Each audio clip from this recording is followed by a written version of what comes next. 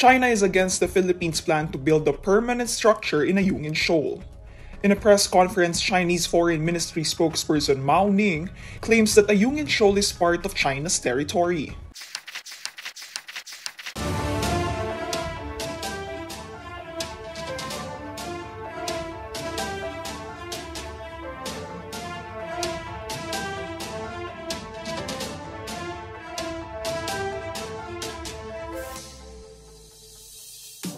Yun po talaga, no? At alam yun ng China, kaya nga pinipilit nila tayo na wag nang kumilos para i-repair yan, no? Siguro na dahil alam naman natin, inaano rin talaga nila yan, inaaral din nila yan. Alam nila siguro na structurally, no, yung Sierra Madre may problema na. No? Kaya pinipigilan nila lahat ng paraan para ma-repair, ma-shore up yung Sierra Madre. Yun na lang hinihintay nila para manalo sila, no? Let nature take its course, kumbaga, no? At pag gumuho yan at napilitan ng Pilipinas ang mali, sasabihin nila, oh, wala kaming ginawa sa inyo, no? Sabihin nila, hindi namin kasalanan yan. Kayo tong voluntarily umalis dyan, no? At pag nangyari yun, siguradong papasok sila at hindi na tayo pababalikin. Well, maari nila mas mapapadali yung kanilang gustong gawin, syempre, no? Kung walang magdi-defend doon sa Sierra Madre, wala talagang makakapigil sa kanila. So, sa ganung sitwasyon, the legalities will not matter. Okay? Gagawin nila 'yon and then maghahanap na lang sila ng excuse, ng justification para doon. Well, una, yung Ayungin Shoal, no, yung purpose niya talaga ay ma-surveillance, mamanmanan ang mga ginagawa ng China diyan at kung sakaling ulitin nila na surreptitiously o covertly yung patago, magtayo na naman ng struktura or something, makita natin. No? So pag nawala yung Ayungin, siyempre, kumbaga mabubulag tayo to a certain extent dyan sa area na yan ng West Philippine Sea. Siyempre, galit sila pag yan napapanood sila. Pero yung mahalaga ngayon, I think, no, ay ang Sierra Madre at ang Ayungin, parang naging symbolic yan. Yan po ay simbolo ng ating jurisdiction sa sarili nating EEZ and continental shelf. Yan po ay simbolo din nung South China Sea Arbitration na nagsabi na itong Ayungin nga ay sa atin dahil pati siya ng ating EEZ at continental shelf. No? So pag nawala yan at nakuha ng China yan, di ang laking dagok niyan. Una dun sa South China Sea Arbitration at pangalawa sa international law at sa karapatan ng Pilipinas sa sarili niyang karagatan. No? Makukuha kasi nila . At from that point on, no, kokontrolin nila yung area at gagamitin nila yan, no, para hindi na tayo makatawid, no, dun sa mas malayong lugar sa Calayan Islands, no. Kung titingnan natin, nakapagitna ang Ayungin Shoal, no, sa Palawan at sa Calayan Islands, no. And from that vantage point, madali talaga nila tayong i-cut off, no, sa doon nga sa Pag-asa Island at iba nating hawak na isla. Kaya napakahalaga niyan, no, na hindi manalo ang China diyan, na hindi nila yan makuha. With Ayungin in the south at saka yung Scarborough Shoal in the north, no? Pag yan ay ginawa nilang artificial island at naging military base yan, no? Ay talagang tuluyan nang mawawalan tayo ng access, ng free and open access sa West Philippine Sea and South China Sea. At yung kanilang pagpipigil sa ating mga activities, no, na sa ngayon ginagawa na nila mula sa Mischief Reef, kaya nga nung nabanggit natin kanina, no? Yung ongoing ngayon, no? 35 nautical miles away from La Union, hinarang na nila yung ating hydrographic survey, no? Mangyayari po yan sa buong western coast ng Pilipinas, no? Para lang mapakita nila ang kanilang control, no? At pag ganoon, talagang naka-hostage na tayo sa kanila. Hindi tayo makakaraan, yung mga aeroplano natin hindi makakadaan dyan, yung ating mga barko hindi makakadaan dyan nang hindi pinahihintulutan ng China.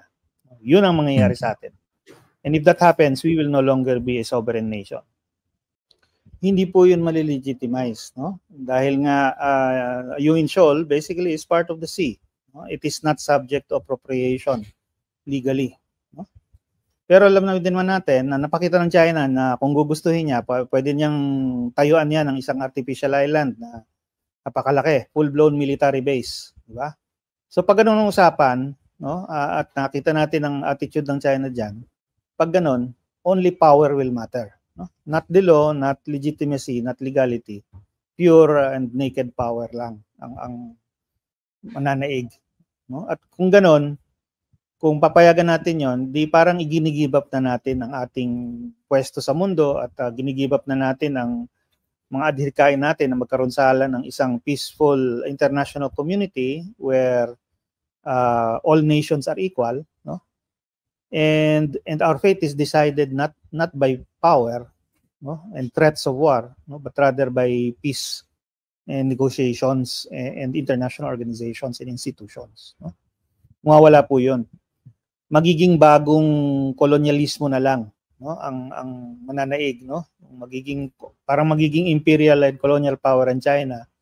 At ang mga maliliit na bansa katulad ng Pilipinas at mga kapitbahay niya, yung mga maliliit na bansa, magiging sunod-sunuran na lang, no, dito sa China kung gano'n ang mangyayari. Depende yan sa situation at saka doon sa ano yung issue or activity na pwede nating gawan ng kaso, no? Sa tingin ko maaari, no? At hindi lang to isa na namang kaso sa arbitration, kundi ano rin, mga iba pang non-adversarial means tinatawag, no? I think pwedeng gawin 'yon, no? Ang punto doon ay marami tayong forum na pwedeng gamitin sa international communities, maraming mga international organizations na pwede nating gamitin para nga makita ng mundo yung mga kamaliang ginagawa ng China at kung paano ito nagiging threat, no, sa international order, sa international community. And yun nga, hindi yan madaling usapan, no, at hindi yan basta-basta lang mangyayari. Kailangan talaga diyan ng long-term na advocacy and parang campaign kumbaga sa international community. Hopefully, no, sana naman ang Pilipinas ay gawin 'yon, no. It will take decades perhaps, but it needs to be done.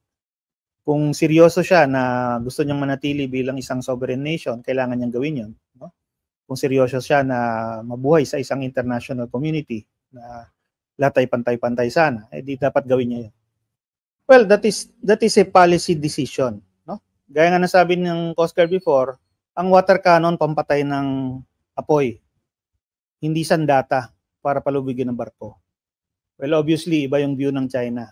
At nakita nila ito, ginagawa talaga nilang weapon, itong water cannon, wini-weaponize nila. Thinking na dahil original nila ito ay firefighting equipment, hindi ito makikita bilang isang sandata, no?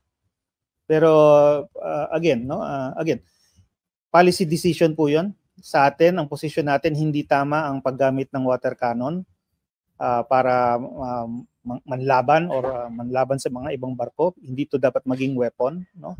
So yun po kaya hindi po natin ginagamit 'yon. Ayaw nating maging katulad ng China, kumbaga. No? So tinitiis natin na wina-water cannon tayo, hindi tayo nagwa-water cannon sa kanila. Pero kung tutusin, no, it only takes a policy decision to change that. Nagustuhan niyo ba ang ganitong pagtalakay? Mag-follow sa Informador FB page at mag-subscribe sa Informador YouTube channel. Ang Informador ay nilikha ng mga staff ni Attorney Ricky Tumuturgo, aka Insurrecto, upang lalong lumawak ang inaabot ng pagpapalaganap ng katotohanan at labanan ang fake